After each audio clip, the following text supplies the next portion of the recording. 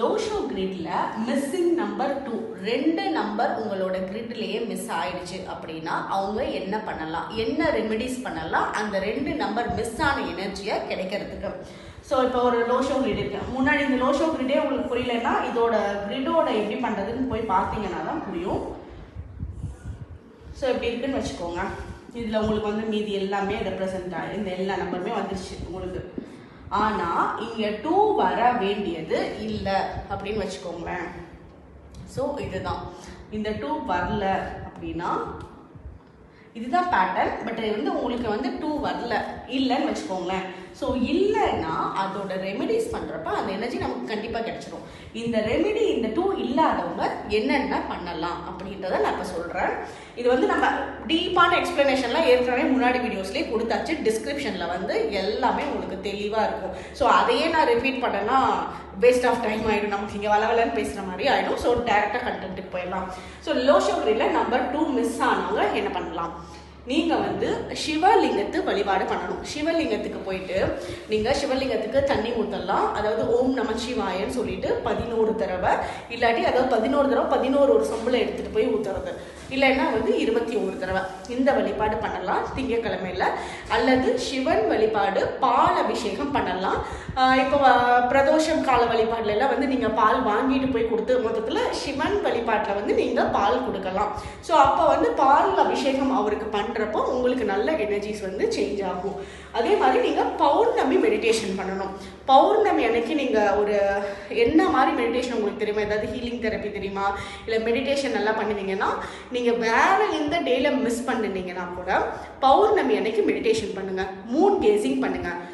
Moon கேசிங்னா என்னென்னா, நீங்கள் பௌர்ணமி நிலா வருதுல்ல, நிலா வந்து நமக்கு தெரிகிற மாதிரி உட்காந்துட்டு அப்படியே அதை பார்த்துட்டே இருக்கணும். அந்த மூனை பார்த்துட்டே உங்களோட இன்டென்ஷன்ஸ் எல்லாம் கொடுக்கணும்.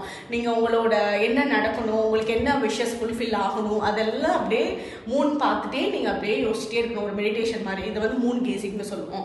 அது உங்களுக்கு பண்ணிங்கன்னா இன்னும் நல்ல சேஞ்சஸ் இருக்கும். அதே மாதிரி பித்தளை இல்லாட்டி சில்வர் பாத்திரத்தில் தண்ணி குடிங்க. ஒரு கிளாஸ் பித்தளை இல்லாட்டி சில்வரில் அடிக்கடி தண்ணி குடிக்க பாருங்கள். இந்த எனர்ஜி ரொம்பவே நல்லா பேலன்ஸ் ஆக ஆரம்பிக்கும்.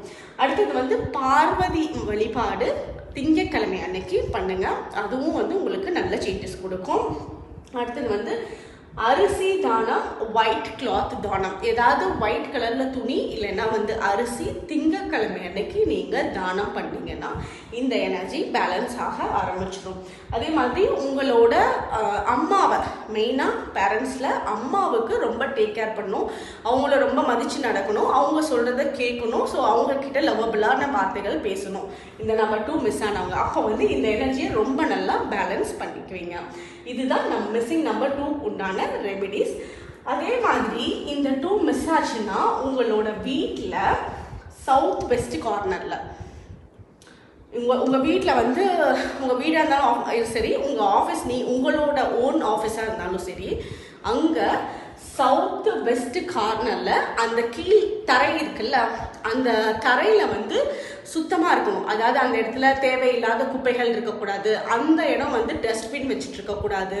ஸோ முடிஞ்ச அளவுக்கு அந்த இடத்துக்கு ஏதாவது ஒரு செடி முடிஞ்சால் வளர்த்துங்க. இல்லாட்டி வந்து ஒரு செடி, ஆர்டிஃபிஷியல் செடி இருக்குல்ல, ஸோ அதை வாங்கிட்டு வந்து ஏதாவது பிளான்ட் வந்து இன்டோர் பிளான்ட்ஸ் நீங்கள் வைக்கலாம்.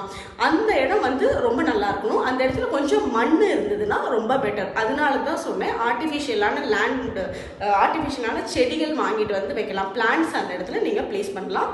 மொத்தத்தில் அந்த இடம் சுத்தமாக இருக்கணும். ரொம்ப அழுக்காக இருக்கக்கூடாது, குப்பையாக இருக்கக்கூடாது, நிறைய திங்ஸை போட்டு குவிச்சு வச்சுருக்கக்கூடாது உங்கள் வீட்டோட சவுத் வெஸ்ட் கார்னரில். ஸோ அதை நீங்கள் டேக் கேர் பண்ணிங்கனாலே இந்த எனர்ஜி உங்களுக்கு பேலன்ஸ் ஆக ஆரம்பிச்சிடும். ஓகே, இதெல்லாம் ஃபாலோ பண்ணி பாருங்கள். டிஸ்கிரிப்ஷனில் இன்னும் உங்களுக்கு தெளிவாக புரியணும்னா அந்த லோஷோ கிரிட் எல்லாமே லிங்க் இருக்குது, அதையும் பார்த்துக்கோங்க. தேங்க்யூ.